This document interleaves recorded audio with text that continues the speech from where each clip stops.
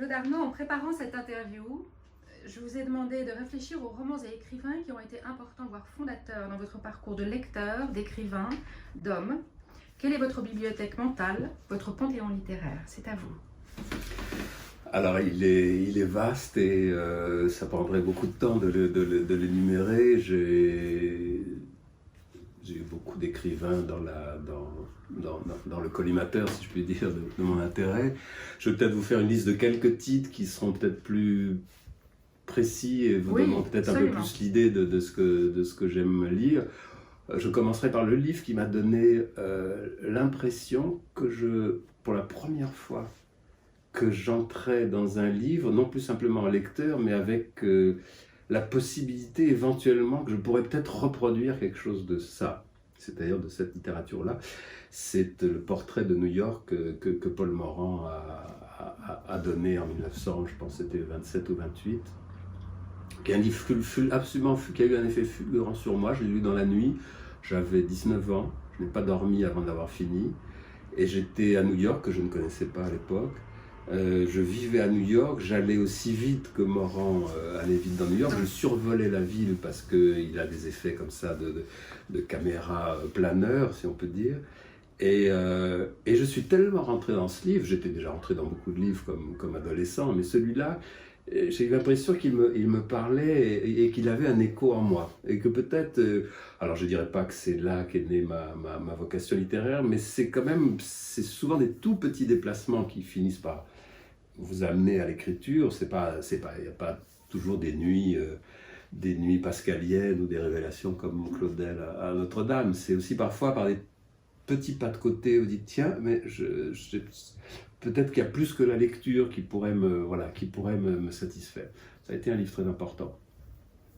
Peut-être le livre avant qui, en tant que lecteur, m'avait donné accès adolescent à l'essence de ce qui allait devenir une de mes modes d'expression et de quête littéraire, c'est La difficulté de Cocteau. Cocteau à qui j'ai consacré une grosse biographie en 2003. Et La difficulté d'être, c'est un livre absolument bouleversant de Cocteau, bouleversant de sincérité et de vérité, qui est celui d'un homme qui a une petite soixantaine d'années quand il écrit ce livre, en tout cas fin de la cinquantaine, et qui ne s'aime plus, qui s'est sans doute aimé très jeune, adolescent, tout jeune homme, qui a eu un succès magnifique, qui a été acclamé, aimé, qui a connu vraiment tout le monde, de Proust à Morand justement, et puis qui au bout d'un moment ne correspond plus exactement à son époque, apparaît comme un défraîchi, et ne s'aime plus, ne sait plus comment se parler. Et ce livre m'avait énormément impressionné par sa franchise, sa vérité, et je dirais, alors là en tant que lecteur, ça s'est profondément imprimé en moi, et je dirais que y compris dans la trilogie autobiographique, vous avez cité le premier titre qui est « Qu'as-tu fait de tes frères », et y compris dans ce volume qui, d'une certaine façon, est comme un addendum à cette trilogie autobiographique, j'aimerais atteindre cette sorte de vérité, non déguisée. Alors évidemment mise en forme, je suis écrivain, je ne suis pas au confessionnal, je ne suis pas en psychanalyse, c'est une forme que je produis. Évidemment il y a des thèmes, il y a une construction, mais ce que je cherche quand même, c'est à travers une construction et une forme littéraire, stylistique, arriver à une sorte de vérité crue, nue, à l'os, comme je vous disais tout à l'heure. Et je pensais que la Corse était un bon, d'une façon, comme la Corse a un couteau, si vous voulez. Utiliser ce couteau-là pour me mettre à nu et me mettre à l'os. Ça, enfin, en tout cas, La difficulté d'être de Jean Cocteau a été un livre très important pour moi. Dans ce registre-là, mais c'est pas le seul, mais j'ai essayé de le creuser parce qu'il est important pour moi, dans le registre autobiographique, j'ai été très impressionné par une trilogie d'un écrivain américain qui s'appelle Edmund White. Le premier tome s'appelle Un jeune américain, et Edmund White raconte l'histoire de son histoire d'un jeune garçon dans l'Amérique des années 50, très très conservatrice, et ce garçon est homosexuel, et c'est sa découverte du désir, de la très grande difficulté à l'époque de le vivre aux États-Unis en particulier, mais qui est non seulement jamais plaintif, jamais doloriste, alors qu'il y a des moments qui sont très durs et même pas concevable en France à la même époque comparativement, mais avec une très très grande poésie. Et c'est un grand lecteur de Nabokov et de Moon White, et il y a cette espèce d'enchantement qu'on peut aussi trouver chez Nabokov, sauf que l'enchantement est émis par quelqu'un qui pourrait très bien aussi, qui aurait pu très bien aussi se positionner en tant qu'être de douleur, que victime, le statut qui est si désiré aujourd'hui et qui me semble pour moi pas désirable personnellement. Donc c'est des écrivains qui trouvent de la force, de la joie, y compris dans la reconstitution d'une enfance qui a été quand même difficile et une adolescence qui a été vraiment très douloureuse. Dans un genre plus baroque, mais toujours sur ce fil autobiographique, j'ai été très impressionné par un livre de Reinaldo Arenas, un écrivain cubain qui est mort du sida je ne vais pas vous faire une erreur, mais avant l'an 2000 ou tout autour de l'an 2000.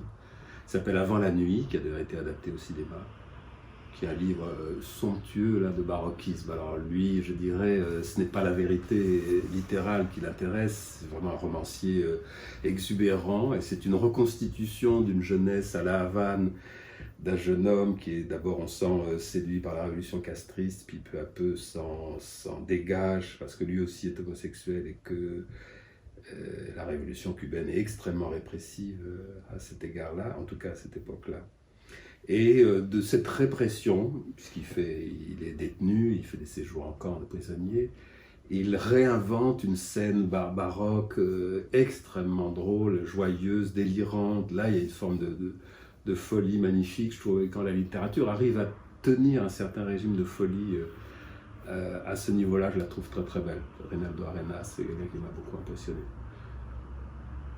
Plus jeune, j'avais été très frappé par un autre écrivain cubain qui s'appelle Alero Carpentier, qui a été un romancier très très important. Et il y avait un titre particulièrement qui m'avait beaucoup impressionné, c'est Le Royaume de ce monde. C'est un livre qui se passe en Haïti pendant la décennie, je dirais, à la fois glorieuse et terrible d'Haïti, qui s'est libérée de ses chaînes, de l'esclavage, et qui a construit une nation à partir d'esclaves, un cas unique dans l'histoire. Et ça tourne autour du roi Christophe, qui a été un des personnages fondateurs de cette indépendance. Et c'est un roman alors qu'on pourrait qualifier d'historique, mais qui est beaucoup plus large que l'histoire, parce que la position d'Haïti est culturellement sous l'influence de l'Afrique, puisqu'évidemment c'était des esclaves qui venaient d'Afrique, qui ont apporté le vaudou, qui ont apporté un certain nombre de croyances, de mythes, de danses, mais qui étaient aussi formés, en l'occurrence déformés par des colons français, mais aussi avec des influences indiennes, puisqu'il y avait des Indiens avant l'arrivée des premiers Espagnols, Français et puis des esclaves. Donc il y a une espèce de melting pot très très impressionnant que Carpentier maîtrise de façon absolument prodigieuse. Et j'ai toujours voulu dans mes livres qu'ils soient autobiographiques, biographiques. Donc j'ai écrit deux biographies, celle de Cocteau et celle de Chamfort. Donc ce moraliste qui a vécu sous l'Ancien Régime et qui a vécu la Révolution, qui s'est suicidé sous la Révolution. J'ai toujours cherché à saisir aussi un moment de l'histoire, tout en étant très conscient, voilà, d'une certaine individualité, une certaine singularité. Je pense que cette singularité, elle est toujours aussi produite en partie par un contexte, par une histoire, parfois une géographie, comme la Corse. Et j'ai toujours été très soucieux d'extrapoler, voilà, une destinée personnelle, un trajectoire personnelle, en lui donnant ses racines historiques et géographiques. Et je trouve qu'Alero Carpentier, pour ça, est un romancier absolument magistral. Bon voilà, ça c'est quelques livres qui m'ont... Il y en a beaucoup d'autres, mais il faut en choisir. Vous souvenez-vous de votre premier choc, votre premier émoi littéraire? On a tous en mémoire un livre qui nous a marqué, le premier qui nous a marqué plus qu'un autre, je dirais. Je pourrais pas vous dire pour un livre... Ou un auteur. Je pourrais pas vous dire pour un livre particulier.